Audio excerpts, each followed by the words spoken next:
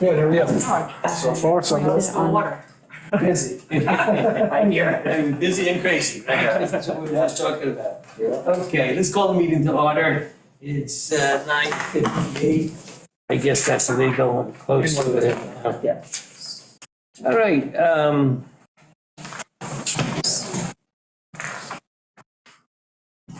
first thing on the agenda is minutes from previous meeting of July 2023.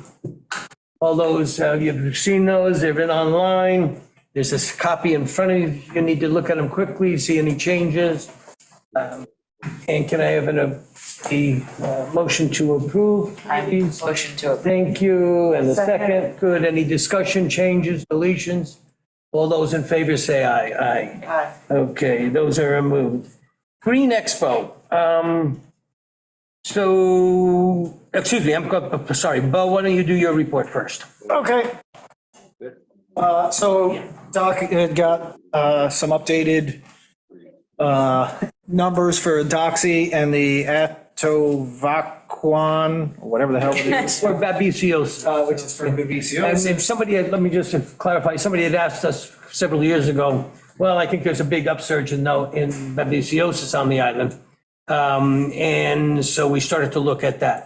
The numbers are so small that it is difficult to get statistical significance on any of these. So I wouldn't make too much out of them. Okay, we'll keep looking at them for a while. But it doubles or jumps down by 50% or whatever it does is probably not a significant change. Yeah. Okay. Yeah, so that's that.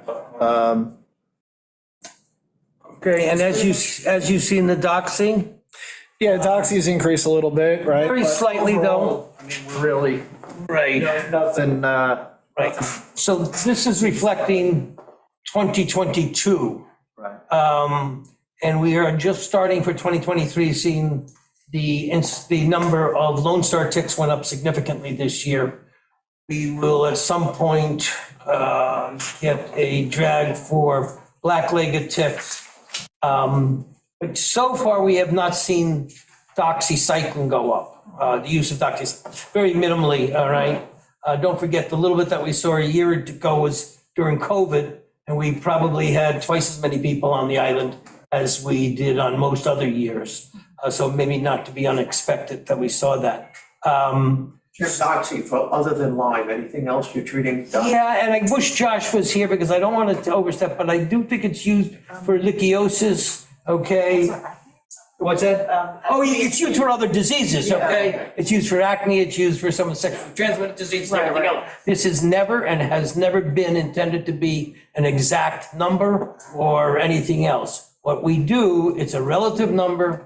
We assume that there's about the same number of cases of acne this year as there was last year. So we're just using it because nobody has anything else to use. All right, when we originally started to this, we had gone to, actually, both had to some of the physicians on, and we got mixed buy-in as far as using actual numbers. So what we did was came up with the idea, well, let's just use the amount of doxycycline. Most of the physicians I've talked to have said that's not a bad idea. The people at pharmacy says that's not a bad idea. It's clearly used by far the most for, the tick-borne diseases. And now Josh Potter has started to measure his incidence of actual Lyme, of not only Lyme, but all tick-borne diseases. So come this January, we'll be able to see, is there actually an increase in the use of doxycycline? Because we've seen an increase in the amount of ticks. We'll have numbers from Josh, who will say, and his numbers have to be taken with a grain of salt right now because he's a building practice. So last year, he's probably got more patients this year than he does last year. We may be able to get, tweak that out a little bit and look at it as a function of how many visits he has versus that. But the fact is, he's almost at a mature practice now, so we'll see if his incidence of tick-borne disease has gone up, and it's usually not until summertime that we can get Scott's numbers from the county to see what's happened there. So sometime this year, coming up here, 24, we will be able to look at three things to say, is there actually, or do we think there is actually an increase in the incidence of disease, which is what it's all really about. It's everybody uses, the number of ticks as a surrogate for tick-borne disease because it's very difficult to get actual numbers on tick-borne disease. But we'll at least have three different things that we'll be looking at. We'll say, it all makes sense or it doesn't make sense. Yep. I have a question. Yes, ma'am. I don't know, you guys can feel free to shoot this down as a dumb idea, but I'm only thinking about this because my dog had Rocky Mountain spotted fever this spring. And so since Doxy is used for a variety, I mean, obviously, like you said, there's probably the same amount of cases. Have we reached out to the vet to ask them what their level of Doxy prescription is, since they probably would only be using that for tick-borne diseases with pets, and you could look at that number comparatively to what we're seeing with humans? Yeah. Okay, so I wasn't like, Yeah, no. okay, I was like, maybe No, this so- is a dumb idea. Yeah, so there's a couple of things that Yeah. the pet world, we've looked into it. Yeah. I haven't done anything with it probably in 2 years, Yeah. which is a big deal. A couple of things with the pet world is, one is that none of the information is HIPAA protected. Yeah. Right? So you can do pretty much whatever you want, or whatever you can get the veterinarian to participate in. Yeah, Which they've been fantastic partners Yeah. over the years. There's also various testing that they can do that is not approved for human testing, so we don't get those, we don't have access to that. yeah, And different prescriptions for different, obviously, babesiosis, anaplasmosis, ehrlichiosis, and Lyme disease are the most common ones that Yeah. they're testing for and finding. And so we tracked the rates at which dogs were being tested positive for those various diseases over the course of time, and trying to dedupe for reoccurrence of the same, like you Yeah. take your dog this year, it tests positive, you take the dog next year, it tests Yeah. positive. Is that two separate instances? Because if they never tested negative, then you don't know. Anyway, long story short, yes, we've looked at all that. That information is probably, like I said, up through like 2020, most likely. Like COVID, we probably stopped dealing with that. yeah. But it could be updated again and then looked at again and compared without a doubt. I mean, did you get good information? Is it worth, I guess my question from there would be like, did you get any additional? I don't want to speak out of turn. I'd rather look at it because I don't remember, Yeah. honestly. It wasn't, how about this? It wasn't significant enough Yeah. to stick in the back of my brain with regard to. I haven't been using it, and my feeling on it is that many of these dogs have tickicides on them. They've been treated, with one shot and everything else, so Right. they're trying to stop that. Second of all, you can't educate dogs about, checking themselves and doing everything else. So my hope on this is that if the number of ticks is skyrocketing Yeah, and the incidence of disease is not, then we're making an impact with education and/or something, awareness, whatever. Now, so then that would mean that, so now the number of ticks isn't nearly as important as the actual incidence of disease, which has always been the most important thing.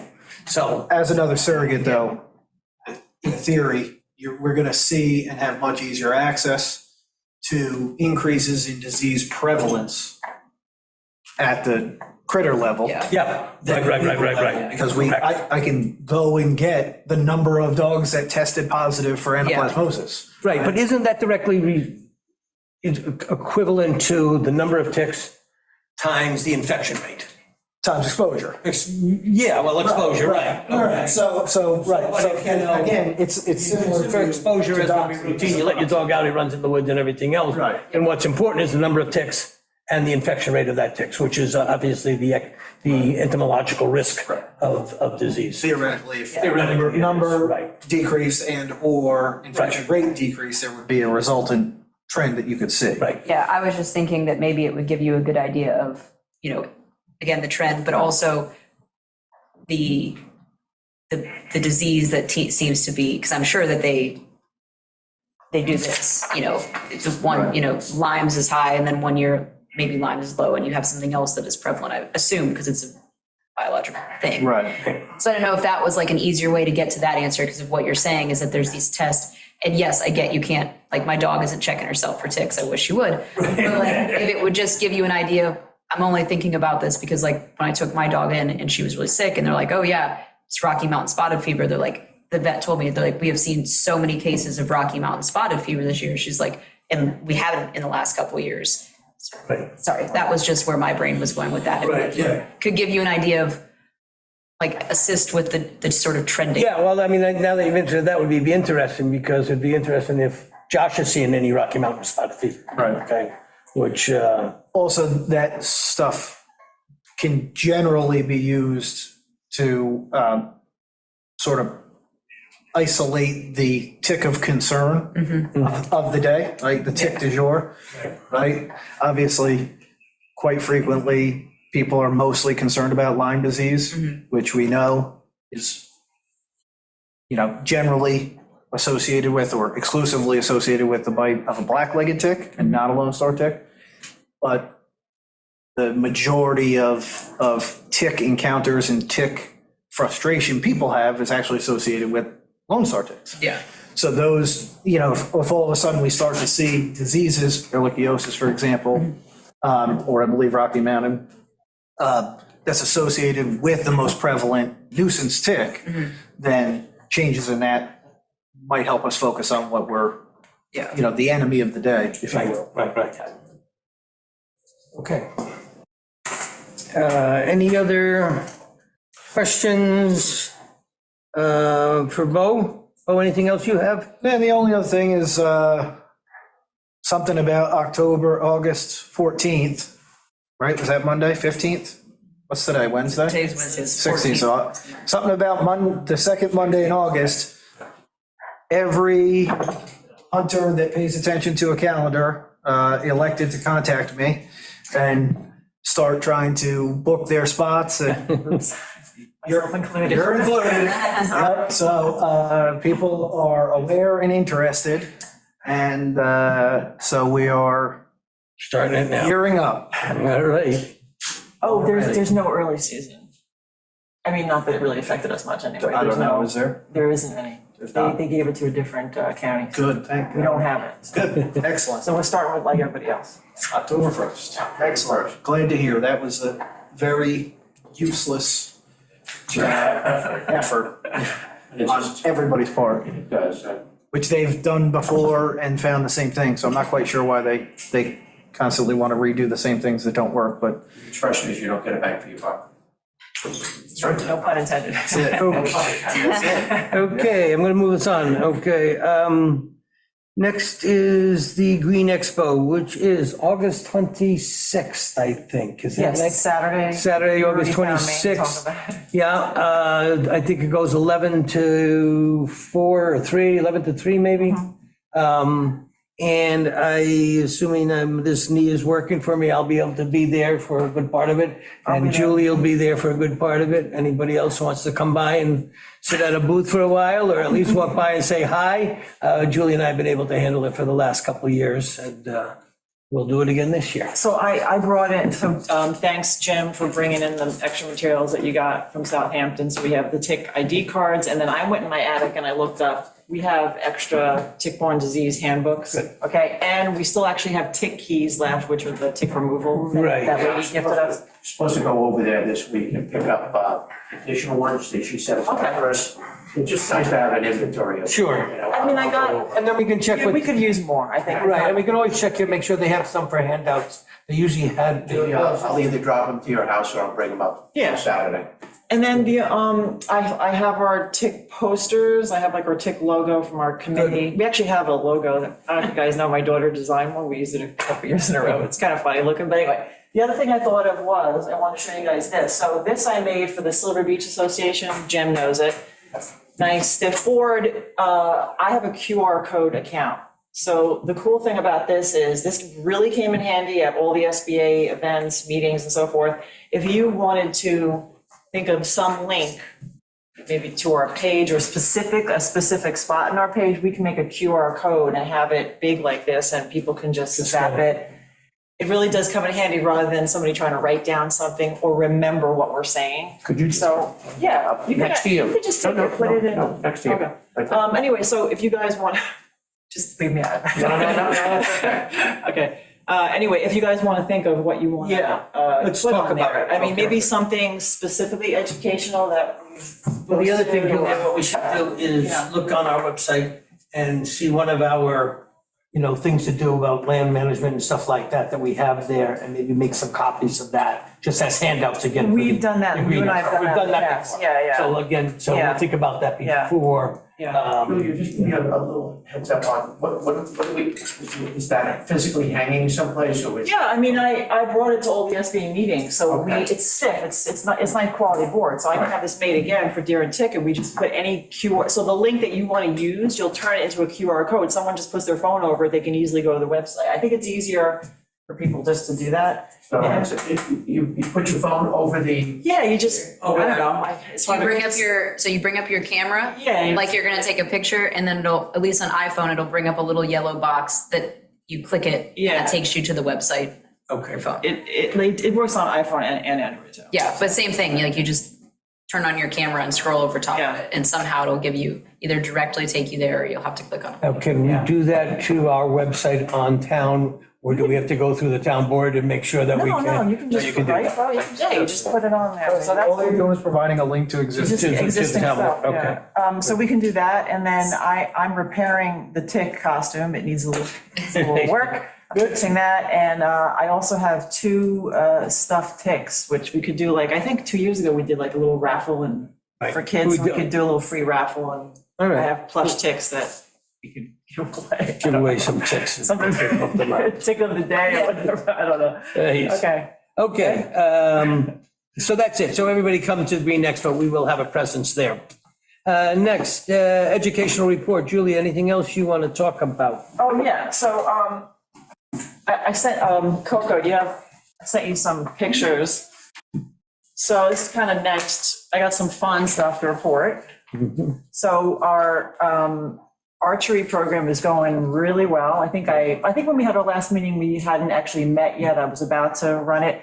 Right. Anyway, I sent you guys some pictures, so. I saw them, they're wonderful. Yeah, so that's my daughter, who's an assistant with Rosie Hanley. I have great assistants, they're wonderful. We have a full class, both classes on Saturday and Sunday, so she's. 10 each? 10 each, yeah, and she's demonstrating the safe way to carry back the arrows from your target back to. so separate classes for Saturday and Sunday, 2 different Yeah, groups? no, it's the same group, so we meet 2 Saturday times a and week. Sunday. Yeah, and it's an hour each, and we have 20, I mean, each section is filled, so we have 10 and 10 in each section. Anyway, and then I had Doug came and taught with me too, so that he got his hours in. So he came as an assistant. That is Liam, who's a student in our school. You can just run, there's just a couple cool pictures I got. So that's, we had a tournament at the end of July for the end of the first class, before the second class started, and that was Sarah, who was the winner of her age group. And we also had Julie Lane. If you guys saw, Yeah. we got a little Saw that. press, yeah. Nice. Julie Lane, I thought, did a really nice job. She used to do archery when she was, I think, a camp counselor. So she did the article from the perspective of having once tried archery. And she came down, so I threw a picture of Julie. I know she's on Zoom, but I threw a picture of her up there too. My daughter was giving her some tips. There's Julie. So Julie got to shoot a few to the target, and she did very well after she improved after 1 hour. Anyway, so that was really great. The kids are loving it. The parents, I get a lot of emails saying how much the kids are looking forward to coming. They're excited about it. And there's Doug. So Doug is co-teaching with me too. Just out of curiosity. Yeah. Any negative feedback from anybody living around that area that comes up and says, what are you doing here or why? Or just out of curiosity. No, we did have a community member approach us twice with some objections, but we referred the him use to of property. we referred him to the town attorney. Okay. Yeah. Okay. Who were we talking? I didn't want to mention. It's not important, it's not important, it's just. Yeah, I was more concerned about the neighbors. No, I haven't had anyone, But not neighbors, but you're talking about somebody that's, We won't I go. haven't had anybody, right. But No, I haven't had you and I any. were there with the person you're talking about, just without using names. That that happened again. a Yeah, couple right, more okay, times, so, that's- yeah. okay, Yeah, so- but that was taken care of. Anyway, Right, so, right. no, I haven't. I've actually had just all positive feedback. Parents just, they email me, they come to show up, they. You could barely pick the better spot. It's so beautiful. To be honest with you, I feel like the property is really being appreciated. Kids have even said, wow, it's so pretty out here. And actually one time we were, this is totally just really funny. We were doing our class and a buck walked by the fence, like walking back. So all the kids were like, oh my God, look, it's a real deer walking by. So that's kind of Don't cool. shoot, kids, don't shoot. No, it was like way far back, but anyway, so that's really good. And then we're gonna have a tournament again so the last class is the 26th, which is when I'm meeting you after. Right. And the 27th, so at the end of every session, I do another tournament. Parents are invited. If you wanna come down, I know you're busy, but if you guys wanna come down and watch the last tournament, it's a lot of fun. So that's on the educational report. I also just quickly, I've been working with Tim and Moses, I forget his last name. Kukor? No. C-U-C something, okay. You'll get there. I botched his name, sorry, Moses, but anyway, so I've been working with him, because if you remember, Scott and I were supposed to, this was like back in May, we had followed up with him to get possibly a shortened version of his talk and maybe some bullet points. Right. So that email got lost, I guess he didn't get it, so I followed up with him after Tim reached out to me, and so between the three of us, we got in contact with him, he's actually putting together something for us, so our next social media post will be an adaptation of his, Nice. but like a condensed version of it, and we'll put it on the town website. So Scott and I and Tim are working on that. Great. And I Julie, think, I'll throw it out Yeah. for whatever it's worth. yeah, Inviting the school physical education teacher or the athletic director, down to just for a half hour. yeah, we talked about that Would be already. great for them to be able to witness it and see it, Yeah. maybe see how safe it is and how you can deliver this kind of thing, Yeah. just for future consideration. Well, I think I had mentioned to you all that the way NASIP works is, as long as you introduce archery to the school, it has to be done during the school day. It only has to be Right. 10 hours, which means, just as example, I could come as a guest, teacher and just Right. teach 10 hours. It could be, 1 hour one week, 1 hour another week. Right. That's it. Your school qualifies as being able to be a team. So we can compete with other schools on Long Island. So the school could have an archery team. It doesn't have to keep going indoors at the school. I just have to be there 10 hours to qualify. And then you can take it like we have now, after school program. So there's a possibility there with that. There was one other thing, you made me think of it, and now I forgot what I was gonna say. There was one other thing about so the other thing is, we did get 3 youths from Shelter Island who are gonna be taking they took their Hunter Ed in person, which is the better way to do it than online. And they're now taking their bow hunting course in September.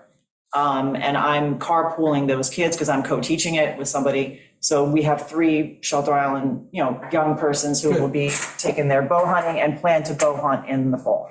So Excellent. it's good news. Good news. Okay. Onward. Educational report, chairperson report. A couple things. I had a informal get-together meeting with Tim Pertel, Gordon Gooding, and Howard Johansson, and actually Danny Clark came, about a joint effort to to decrease the amount of invasive plant species Right. on the island. I had reached out to Cody, who offered her assistance, at least through me, and I don't want to get her too tied up because she has a real job, but at least to need about where we can go with this. So I just had him over to my house. We did a little talk, nothing formalized or anything yet. Everybody seemed sort of interested. there are issues that we have to work out, finances is one thing. Gordon has some money through his, 2% committee. The other committees, Tim and Howard don't have a whole lot of money, I don't think, but what we can do, what we can't do. And we really didn't get very far with it, except that it sounds like an idea that needs further discussion. That leads into the possibility of a joint, let's call him a environmental steward that would be overseeing all of our town properties and helping us. And that includes everything from maybe getting rid of some of the invasive plant species, maybe even some native species have to be cut back some, so we get some more light and heat down into the base of the forest areas. Widening trails, maybe ultimately if the four-poster ever came back, we would have somebody that would be involved with that. So that's where it is, one of the places it's going. No, we're not close to saying any more than the preliminary talks, okay? So that's really what we are, just preliminary talks about, is this a good idea? And then how can we make it work?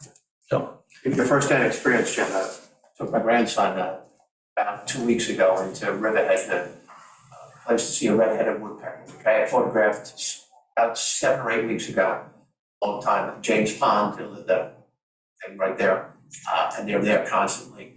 Walked down the trail 2 months ago, didn't have a tick on me. And I walked in, spent 40 minutes in there, came out, picked off 33 ticks. Why? The trail wasn't maintained, and instead of being its normal about 6 feet wide, it was at spots 1.5 to 2 feet. Right. And when you went through, you had to go through sideways, but they were all over you. And it Yeah, just well- goes to show you that trail maintenance. Trail maintenance is so important, but the It's so question is, you're doing it now with volunteers, Right. okay? At some point, Now, the island, and that means the board has to say, is this a worthwhile position for this island in this day and age to endorse, and let's support it and let's finance it and, get somebody Yeah. that is, whether it's through the Department of Public Works or what, needs a whole lot of figuring out what we're going to do, how to do it and everything else. But ultimately, somebody has to say, yes, we should have somebody doing this stuff. And, and then thus we move towards it. We're a long way away from that, but I think the timing, though, of going into the 2024 budget is very good. Right. I don't say it's perfect, but it's very good. I think if you hit it pretty hard this year, within a year or so, hopefully with the new town board, people will endorse it because it's just about money and manpower. If we have 25, 30 properties out here on Shelter Island, and a third of them or half of them have trails on them, and people go in and want to walk them, you got to maintain them. Right. Otherwise, you're asking for trouble. Right. And we should just close them down if you just buy the properties and just let them go. it's not all about ticks, okay, and invasive species, but it's about, opening up, some of the other properties that don't have trails on it. Right. It's about widening trails. It's about enhancing. Better signage, I think, more things about, It's warning about a people. lot of things. Okay, signage we can probably take from a different angle, okay? But the real question is, Person who puts the sign up. right, but the person puts the sign up is, You gotta- comes from that. So that's gotta pay them just to put the sign preliminary thoughts right now. Right. Replace it when it comes. What else did I have to talk about? Future of the four-poster, there was a meeting of the chairman, and both Jim and Jerry asked me about why is North Haven, increasing their four posters and having some success with that is, and it's, there's multiple reasons, but we've talked about this multiple times. We don't think we can get an exemption from the DEC to just go back to the way we did it. And so what we are right now is in a holding pattern, measuring the number of ticks. We have so far seen no evidence of increased incidence of disease, although that may be this year that we start to see it. If we do, then we will sit down and re-talk about four posters. But again, that would have to be something that the town has decided we want it and we're going to fund it. And that means somebody to do it, it means somebody to get all the signatures we need, it means the expense of the corn and the four posters. I need somebody to take Bo's place because he can't do it. He's on the water now. So we need somebody to do that. Now, would that be the steward? Okay, if we had a steward person, maybe. So anyhow, that's where we are right now. We will have better information about the incidence of disease by the end of this year. Dr. Potter will have maybe some information, maybe with doxycycline will give us some more information, and we'll go from there. We'll let you know. Any other questions about that, thoughts about that? Listen, I'm talking, but people, give me your thoughts, okay? Ethics statement, there's a new ethics code out, everybody did, we talked about it last month, I don't know if anybody's done it, you've got it in front of you, you've also got the attestation document that you can just sign off on it, which I've seen the code, read the code, went online, but I can't figure out how to sign it online, so I have it right Do it here. right here and give it to Barbara. That's what I've got, it's already signed and ready to go. Just checking that we do this even though we've done it for another committee? No, you only have to do it for one committee. Oh. It's to the best of my knowledge, okay? Just as long as you have to just read it for one. Yes, I agree. Right. Preliminary budget discussions was, Bo and I were just talking a little bit before thing about that. I'll throw that back to Bo if he wants to. Yeah, so, I don't think you were here last year yet for the budget talks, right? So we have a very convoluted budget system here. Yes, Maybe? it was. Okay, so as a refresher. Very new. The Deer and Tick Committee budget is sort of made up of various components of the animal control budget, which falls underneath the police budget. So it's sort of a murky series of things. So anyway, long story short is, you guys, the chairman, have a budget, but he needs the police department and the chief and me to ultimately kind of like manipulate all that and then put it forth to the town board, right? So with that said, we try to get that to accurately reflect the committee's direction and things that we're trying to do. Over the years, we've, reallocated funds from spot A to spot B and back, namely, 4 posters to deer reduction or deer reduction to 4 posters, year to year to year. We've moved money from public education to equipment and from equipment to, let's say, advertising, signage, things like that.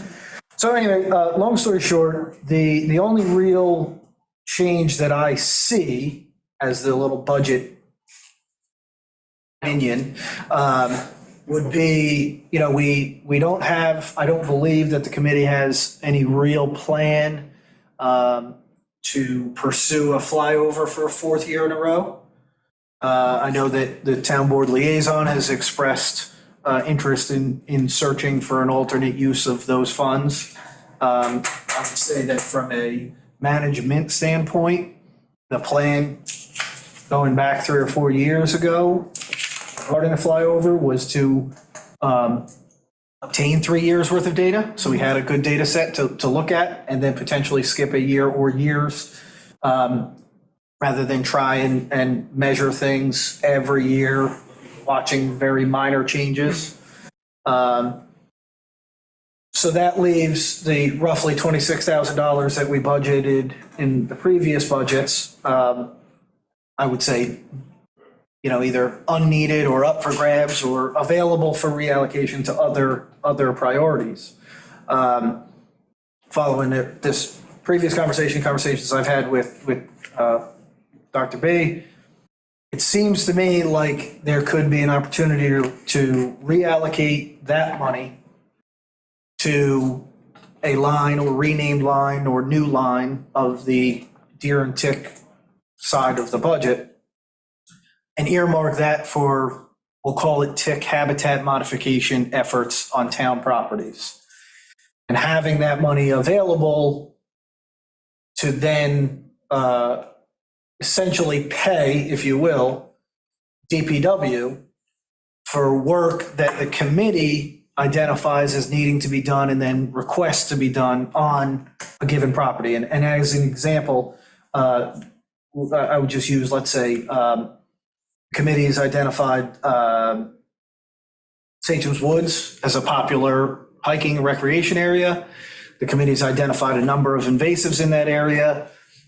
Some of those invasives have been identified as Japanese barberry, which the literature suggests harbors higher than normal densities of Lone Star ticks. The committee therefore recommends that DPW perform some mechanical removal of Japanese barberry on that property. DPW executes that, they dedicate a person or two to that for a day or two, and they bill that time back to Deer and Tick Committee. This model already exists with work that is done on CPF properties, I believe, and Jim, correct me if I'm wrong, probably other areas, record department and things like that. Yes. The DPW is functionally the labor division of the town. Yep. However, if another department wants to hire some labor, they need to pay for it. So theoretically, we've identified a need for we'll just say some preserved stewardship. And this might be a way to start to address that and using in-house individuals, provided, of course, that there's time and manpower or person power available. So my suggestion would be to reallocate some funds from deer reduction management, since that's your big budget area, towards tick habitat management. And I would suggest you start with the money that you don't think you're going to be using for a flyover, since it's already budgeted. It would be a 0% increase. It would be an outside the box type of approach. Councilman Colligan, I believe you were pretty emphatic at the last meeting of looking at new ways to try and do that. So maybe if it's a zero budget increase, it may, This would be a zero budget increase. It would be the movement in that way. It could be a partial salary if we ever get to a steward, okay, or a manager for this. It could go into that. But just for this year's budget, until things come together and everybody says, yes, we're going to go hire a person, at least we could have this money allocated to habitat, modification or tick habitat modification. That could be everything from getting rid of invasives, opening up understories, clearing out a lot that is totally, choked over with, vine and stuff like that. So- there's multiple benefits to that from the deer and tick side of things. Like, when I was the labor division of the Deer and Tick Committee doing the 4-poster program, I maintained the trails to get to the 4-posters. I did the signage and all of those things because I was on the properties, right? As the hunting program coordinator, it served the committee's interest to have those things kept up to date, open, clear, posted, so on and so forth, for multiple reasons, right? The tick management, hunting access, recovery, right? Deer recovery. It's a lot easier to get a deer out of a maintained trail than it is from, let's say, Locust Woods, which is just a thrash hole. So anyway, there's definitely some merit to having the ability to have that labor arm. So that's what I can see budget-wise moving forward. Other than that, unless you guys, and this is preliminary, of course, anyway, have some specific needs that have not been able to be met financially under this year's budget, in other words, for the education program or Yeah, something just like a that, little right? bit, because I've Yeah. noticed in just the 2 months of using the equipment, we already had to order, some things broke, and, Sure. I had to get it repaired, I got to pay for that. So Bethany was able to replace some of those things that broke using another grant, but that was only for this year, and that grant will probably not be available next. So Right. she said just to think about like what you might want to do next year if you're needing. It's basically like the bows, things happen to the bows because kids are pulling them all the time, but so. Are they things that we can fix? Because I have Well, I press fixed, and I have a well, bunch I of stuff fixed, well, I fixed like, veins and things on the arrow. Right, and right, not- right, right. But the bows themselves, there was some, like the rest fell off somebody, then, so there's like, I would say just like maybe like $1,000, maybe Right. $1,000, small I would amount, but strongly support a little that. bit for. Yeah. We think it's a new thing that we're training young people to sport of archery. Not saying, any of them are gonna become hunters, but it's a possibility that some will become.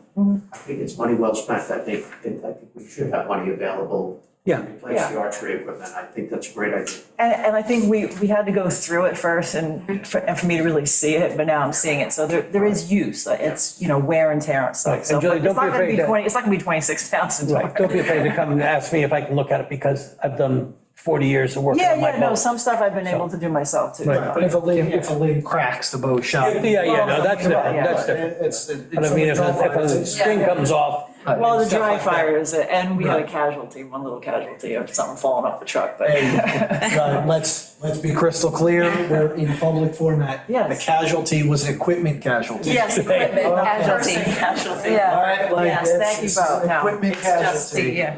A little bit knocked. The bow fell off the truck, Right. not this Yeah. one. Not this bow, I fall off a few trucks. Okay, so I'll keep that in mind, I have a budget discussion with the chief at some point today anyway, so I think that we as a committee, you as a committee have kind of support the idea of reallocating some funds towards that pursuit, is that, that's an I'm all accurate? for that. Right, okay. Especially this particular thing of getting the invasives off the property. Right. I'm really into that person. Right, okay, so I'll figure out how that looks in here. and Cody, then- if we do go down this road, I may again, implore you to help me, look at some properties and say what you think we should be doing, because I think you have the expertise. Right, I so- would be tickled pink. I know that. It's my I think that favorite. that's gonna be a big component, just Yeah. based on my experience going with, before the town board regarding budget, is the board typically is supportive of Deer and Tick Committee's efforts, particularly when there's a logical articulated strategy, right? Cody and I, We're going to enumerate the properties, we're going to identify priorities, and then we're gonna pursue them via these avenues. The town board is almost universally supportive of that Right. historically.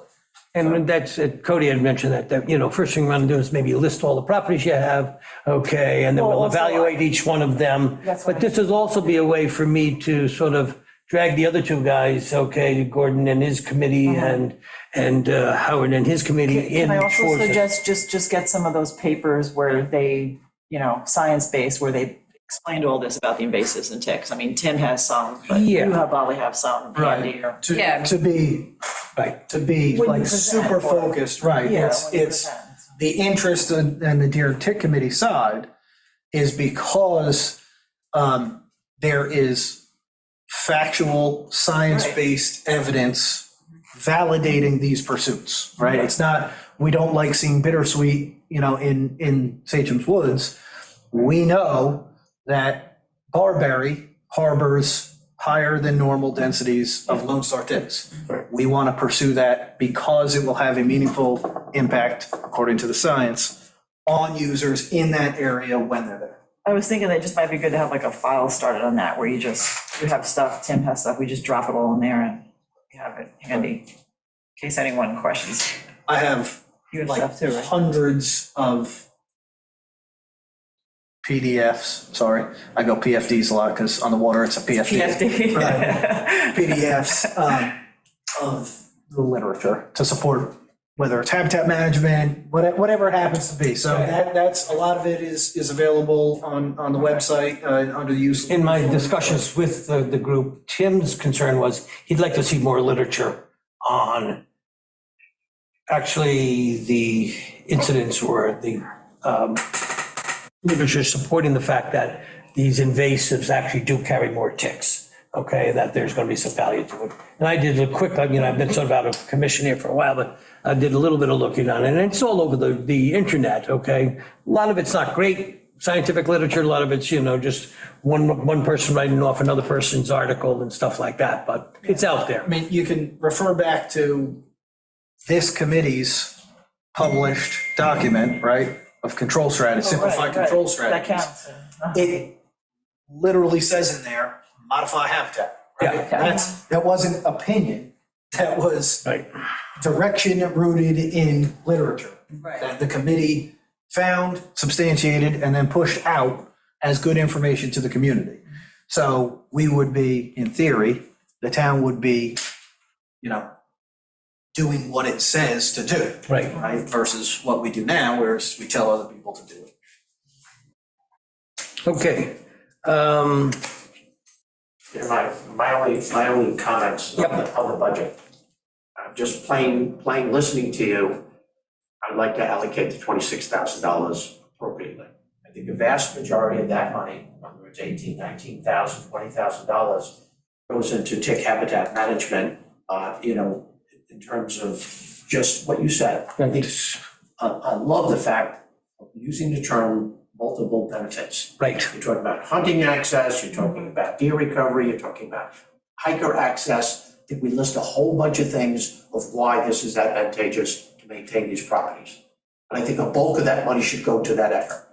Yeah, I have four things. That's one. that was our plan, Jim. That would be the top one, with the vast majority of the money. Right. Number two would be the archery training. I support that. I think you should. Thank you. Whatever it is, if it's $1,000, $1,500, whatever it takes, to continue to get children exposed to archery, I think is an important part of the piece for future hunting. I think number three is education. I think there's something, you've got to think about it, whether it's education signage and other things, a bulk of money in a pot, whether it's $1,000, $1,500, just for that purposes. I don't know what those educational efforts might be, but I think we'll have them as the year develops. And I think the number four one, hold your seats, is on new support for new goats. That I think one of the things I'm most impressed with was, we're saddened by sometimes, is the fact that we try to run this NUCO program in the critical months of February and March, where we want to go out and target those and really go after deer management, part of our puzzle. And we're going from 4 NUCOs maybe down to 3, or maybe one doesn't show up much, we're basically down to 2 plus bow. And it's, to me, if we could take, I don't say the money is all the answer, but I'm just saying that if we allocated another $3,000, $4,000, whatever it might take, in order to get people qualified, pay for their courses, stimulus to get them in there, I don't know what that is. I'm throwing it out to you guys, because, Bo, you're the expert in this area. But that would be my 4 top priorities. The vast majority going to habitat restoration and maintenance and management, education, archery, and to the NUCO program. And I would consume the entire $26,000. I would come in at flat fee of what we did. And here you're taking one flyover and you're increasing these 4 critical areas that involve the other prongs that we're trying to accomplish. So that would be my only suggestion. Very good. What is NUCO? I'm sorry, I don't know that. Nuisance wildlife. This is wildlife training. Yeah. Okay, It's like a special license from. These are DEC. people we use for culling. gotcha, okay. And I would leave that up for future things with Bo and you guys to be able to brainstorm that. But I would just like some money's allocated to that if in fact that's what it takes to get them trained and stimulated to participate at a time of the year Jim, where. in some respects, it may be more just mentally trying to figure out what to Yes. do, because we've never run out of money for NUCOs. Right. Okay, so it's just a matter of Yeah. trying, and every time we've talked to every one of them, it's never been a matter of more money to keep them out in the woods. They get tired of being in the I woods. get it. Okay, so, and as we've talked before, that paying more money per deer is a two-edged sword. Yeah. They can kill half the number of deer and get more money, okay, or they can kill, so we think we have the right number, we can keep looking at that, but it's more a matter of how do we find another good person or I'm looking at not? like 4 colleagues. Yeah. And the deer numbers from the flyover and this stagnation or the slight increase, that there's concern about deer management, that if we turn all our attention here, who's worrying about deer management? I still think this is an important piece, that if you throw it in there and throw a pot of money in there, however you want to use it down the road, Right, You have some monies available to be able to tap into for specifically February, March for the NUCO programs. yeah. To be, just so we're all talking about the same sorts of things here, right? The budget, including the 26,000, so deer reduction management is our largest single item, right? Right. And the approved budget was $60,000 this year. And how much have we used and how much? will we I use? don't have those numbers in front of me. Right. Off the top of my head. But 26,000 of that 60 is earmarked for the flyover, right, coming out of that line. So the balance of that, which is 34,000. right? 34,000 is Yes. used, well, to be used, right, for the incentive programs, butchering, NUCO establishment, right? Because we don't, if you go and take your course and then you get reimbursed and blah, blah, blah, right? We have established that over time, the reimbursements for the insurance requirement, all that sort of stuff. And the actual payment to the NUCOs themselves for the processing and donating the meat that they do. So at 34,000, 3 years in a row, because if you, our budget has been essentially the same for, it was 58.7 in 2022, 60,000, so it's been roughly the same. We have never come close to exhausting that amount of money in there, despite over those years and within seasons, tweaking the amounts of money that we pay, introducing steps to encourage people to take more deer. Right. So there's been some, I would say, game time calls where we've been able to be dynamic with that. Yeah.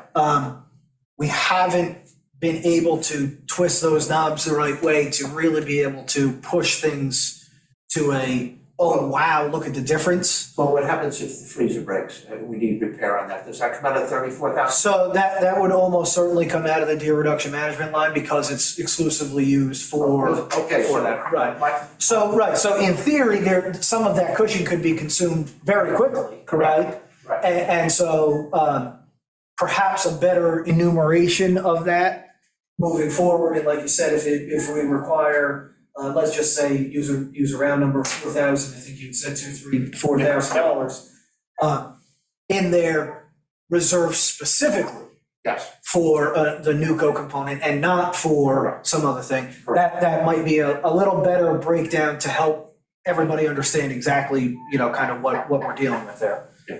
Obviously, as with many things in the town budget, it's all so incestuous that, it's deer reduction management, but we're fixing a freezer, but the freezer's equipment should have come out of equipment, but you need equipment, but it's for a different program, so there's a lot of, we try to be as linear as we can. Right.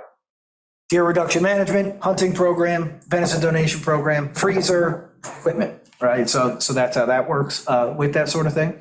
But I to your point, I can see. And I'll finally end on this, the importance of keeping that 60K in there, regardless of how you divvy it up, is twofold. Number one, money that's not spent always helps the town in terms of allocating money to other things and keeping us under without it. Because even if you're under, there's people that are over, so it helps from our perspective. But the bigger reason is if down the road, next year or the year after, we go back to maybe some four-posters in geographical areas, and monies are still there. My fear is if you take the money down, you take it out, and you say, well, we can do with $20,000 less because we don't expend that, you may never get that back, or it may be more difficult to get that back because you won't have, I won't be there to support that effort, one way or the other. I'm going off the town board, so. Never our intention to get rid of that $26,000, okay? It was to do our best to figure out how to reallocate. Provided that we have a responsible avenue to spend it. Right, I mean, not, because, right. Can I just ask about the freezer? So we have, I don't have, you got the budget, but is there like a cushion for like monies in case, like the issue we had this year where it broke down and we. Right, so. we Because have- that was, I felt like a big impediment. Yes, yeah, without a doubt. So, yeah, Very. we need to have that thing running all the time. Yeah, trust me. So again, this is where sort of some of the vagaries in that budgeting comes back to be beneficial, right? Right. Where if you budget, let's just say $1,000 for repairs, right, on that, and you are being very linear and you expend $3,000, we have to go through the budget transfer process and move funds from here to here, and this is, if all of that is coming under the broad umbrella of deer reduction management, I just pay the bill out of deer reduction management. Which is the If better way it to do happens it. to be a $3,000 bill That's this what I time, would Which is the better way to do it. so that's good and bit right. But to Jim's point is allocating specific minimums for specific things to ensure that we continue to focus on those things in addition to whatever we're already doing. I get it, So- you know, I mean, we have a lot of money left in the deer reduction management account. Right. Comparatively speaking. Now, to be fair, well, I just want to clarify,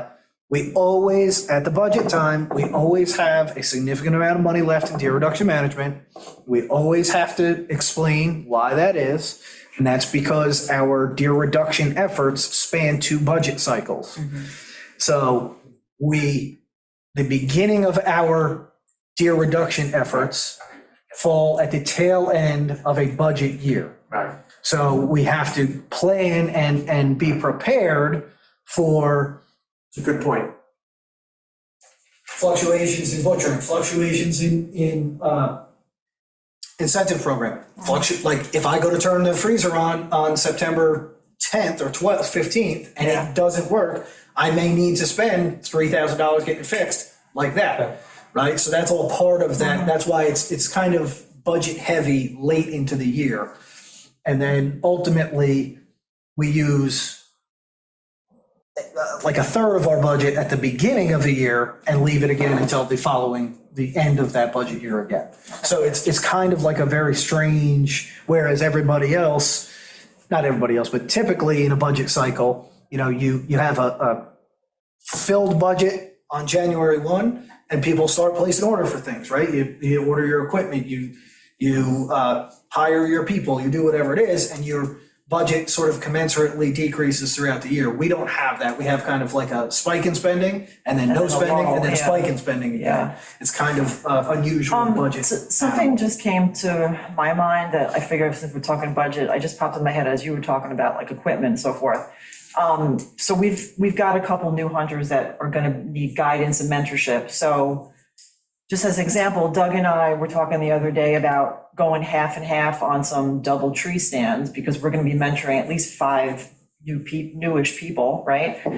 Is that something that like mentorship, like I'm just thinking like, that's great that Doug and I, out of the goodness of our heart, want to spend our own money, but could we do some sort of like mentorship? Because I'm really personally big on just, you know, getting people into the passion of bow hunting, like the next generation. That's my thing.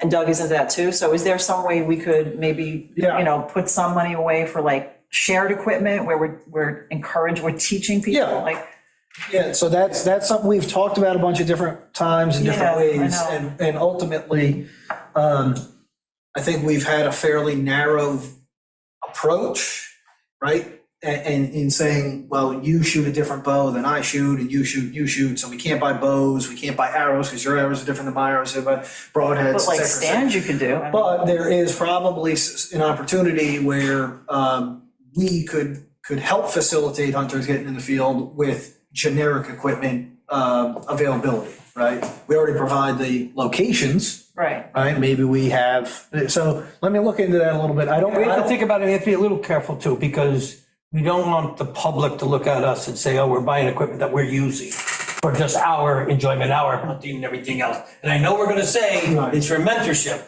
Yeah. but the fact is, does that mean that you cannot use that stand unless you have somebody else up there with you? Otherwise, you're out no, I would of. envision it more as an enrolled hunter, right? Any, Who is Check. signed up on a property, can use our equipment on that property. Okay. right? Yeah. Like, I think. Like if I go in there's- the next day, I could technically use it as well. And Right, so I'm not it- mentoring or whatever. I Right, don't it's, know. we already kind of do this with people with equipment that private equipment that gets left on property, right? Like, if it's there, you can use other people's stuff. If you don't want it to be used, don't leave it there. So there's, yeah, I mean, I'm a town employee who calls deer on town time, right? Like I have to be sitting in something too. Right. So, currently I use my own equipment. Is that really the right strategy? Probably not, realistically. So let me look at that. It's a good idea. It's a good suggestion. And I don't I don't foresee a lot of, Because we're getting to the time Hurdles where with that. we were gonna purchase soon, so I don't know, I Right. just thought, I'm just thinking like other ways Yeah. of just, you know, I mean, helping. to me, that, Mentorship is like a that really, seems like it could be a deer reduction management expense easily. yeah, and there's a couple good properties we could put up doubles, and it'd be useful. Let me just run that by, obviously, the chief and from liability standpoint to the town attorney, but That was the one thing, the liability. Yeah. That's the three stands. yeah, it's a thing that we have to deal with anyway, you know, already, it's, you know, there may be actually some sort of decrease in liability if it's a town provided, Right. right? Because now it's not you using whatever godforsaken thing you dug out of the goodie pile. Right, sure. You know, it's a reliable piece of equipment that we know is going out there, so. Let me, Right, because as it stands right now, if I go into a property and I see someone, you know, Joe Schmo tree stand there, I have no idea, I'd have to check the equipment inside, I don't know how that person left it. So Right. I have my own I mean, right, and so I'm liable. we already go through that Got my own process with our risk, yeah. hunters. All of that is your own liability anyway, you know, and I believe that we're pretty squarely within the general municipal law on that, but I'll double check, I'll look into it. I appreciate And it. I doubt there's much of an issue with that. I've got a question. Yeah. Sorry, my questions are all dumb. I promise you this one's done. When is the end of the town's fiscal year? The end of the year. It's the end of the year, okay. We Yeah, run, it it'd be great if people could just all have the end of the same fiscal year, but doesn't, it doesn't. no, very complicated. Yeah. Because every, you know, elections happen and seats change, new people come in and adopt. Well, I mean, at least it's the calendar year. It is the calendar year. What's yours, June 1st? End of June, July 1st. Right. And then, School district is, you know, like usually July 1st to June 30th. Right. Ironically, if it was that way for us, then the budget would make way more, the budget spending would make more sense because it would be a linear expense. Sure. The only other question I had was, are we fine with butchers, we have enough individuals and, okay. Yeah, we Our have. budget, we really don't butchering, have- butchering budget's already Yeah. adequate. Yeah, again, that comes out of deer reduction management. Yeah. All of that comes out of there. And we haven't, actually, we increased, again, right? Trying to turn the valves as we go.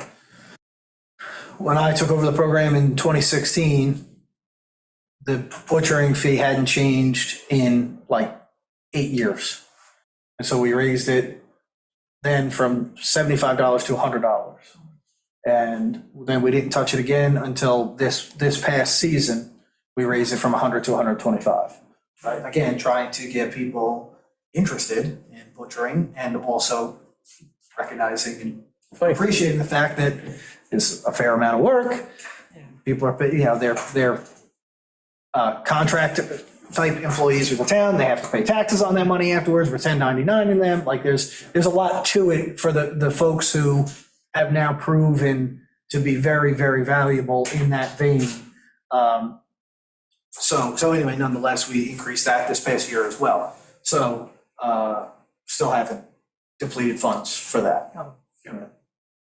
So you, But that's wholly variable, wholly contingent on the number of deer donated, right? So recreational hunters come out in full force and they take a whole lot of deer. We can see that number, the spending on butchering double easily in 1 month period, right? It's just. so it's just, I don't know if you would know this, but butchering, is it possible of the two top butchers that one butcher would do 100 deer in a season, an entire season from 1 October to? Without a doubt. Without a doubt. Oh, yeah. And that's, I could get you the actual number, but yeah, I mean, but I'm just saying with a 125, you know, times 100, it's $12,500. yeah, And then $25,000 if you're doing 200 deer, right. you know, which I don't think would be in that category because we don't We don't have that. We don't many. have that. Right, no. So it's a good part-time job is what I'm saying, when you start to talk about in excess of 12,500, short of maybe 20,000, somebody's making $15,000, $16,000 a year, part-time to butcher, that's good. I mean, personally, you have experienced people doing it, it's done correctly, meat's being processed well and packed well, that's all, you know, and it's being benefit, you talk about the benefit to the town and to the food kitchens and people that, can make use of this meat, none of it is wasted. So I think it's all very positive. Yeah, no, it's that, the I wasn't town, the aware- I committee, wasn't aware whoever, You had gone from 75 to 100 to one. over the course of, Yes. right, of the last 8 years. But I think, I applaud it. I think it's, it's a job, if you're doing it correctly, it's gonna take you an hour plus. Plus. Yeah. Right, yeah. You're not butchering it here in an hour. It's, So you're talking more like a 2-hour. Yeah. right, and so what our most successful people have done is they've designed a scenario where they can commit themselves Yes. to doing 2 or 3 or 4 at a time, Yes. right? Because once you're already in the mode, you might as well just stick with it. And then they create a nice little income stream for themselves. We benefit immensely from having one very productive individual as opposed to several less productive individuals, or, 1 or 2 or 3, a handful of. Just from a managerial standpoint, regulatory standpoint, sanitary standpoint, it's much easier to sort of focus all of that energy and effort on my part, anyway, I can say for sure, like, much easier for me to deal with just a couple of people and say, what do you need? Let me see what you're doing, let me make sure that's Do they doing. put in for payment periodically every 2 weeks, every month, or is it? Yeah, so it depends on the person, depends on how much they're doing. One person likes to get paid when he fills up his sheet, right? So there's 10 slots on his sheet. He likes to do batches of 10. One person likes to do October 1st to December 31st, right? Yeah. And get their check at the end of the year, and then the second part, some people want to be paid whenever they do it, and so I try not to do it on like an ad hoc basis, because then it's just cumbersome, it's paperwork for no reason. Just so somebody asked me, do you sign off on that? Yeah, so we have a overly complicated record-keeping system, because I'm a little neurotic about getting audited. Yeah. So, the butcher, right? Butcher has to document when they take the deer out of the cooler. If it's been in the cooler, I'm a little lax on that, whether it goes in there or not, doesn't necessarily have to. So I have a record of coming and going there. I have a record of when they butcher. They have to document when they cut it up, when it's ready for me to get it. Then I document when they give it to me or I pick it up. Document when it goes out or how much it was coming in. Do you then pick up all of it from all the butchers to place it? Yeah, or they drop it off to me. Yeah. So it depends, like, if one person has 8 deer ready, then I go to them with a truck and a cooler and load it all in at one time. If it's one person with 1 deer, they might drop it off to me or leave it in the cooler for me. Okay. It's very dynamic, Right. right? But at the end, they then give their record to me, say, I want to be paid out. I'll look at their record, I'll confirm the dates, the deer. I in fact received that amount of meat, or some amount of meat commensurate with what they're saying they cut up. Then I approve it, then it goes to the chief reviews it, he approves it, then it goes to you guys. That's what I was gonna have, the stuff that's taken at Mishawmik. Does Mishawmik do all their own butchering, or we do butchering? We do both. We do both. But yep, so a lot of times what'll happen, and I don't want to speak out of turn, I'm not touching them. particularly in like that first week, right? Lot of deer. Right, a given hunter might be exceptionally successful and another hunter might be unsuccessful. Right. So in-house, everybody tries to work it out, right? Yeah. I only need 2, I killed 3, you can have my extra.